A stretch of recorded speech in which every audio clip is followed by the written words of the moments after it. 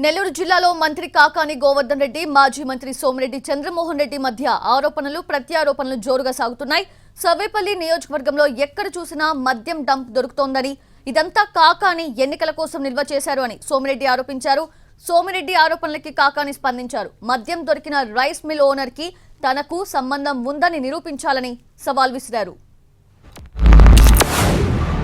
అంటే గోవర్ధన్ రెడ్డి అంత డబ్బులు తీయడు, చీప్ ఏదో తీసి ఉంటాడు. అది కూడా డిస్టిలరీ నుంచి తెచ్చుకున్నాడా?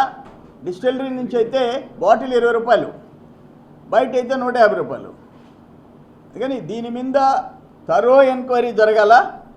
ఎవరైతే లబ్ధి కోసం, ఎవరు ఎన్నికల్లో పోటీ చేసేవాళ్ళు ఓట్ల కోసం ఈ బాటిల్స్ పంచేదానికి ఈ బాటిల్స్ తెచ్చారో ఫస్ట్ A1 ఆయన, అక్యూజ్డ్ నెంబర్ 1 ఆయన.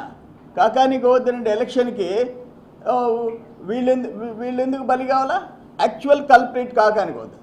ఎలక్షన్ కమిషన్ రోజు ఉన్నటువంటి ఎఫ్ఐఆర్లో మా పేర్లు ఉన్నాయేమో చూపించండి. మీ ప్రభుత్వం వచ్చిన తర్వాత మా పేర్లు పెట్టారా?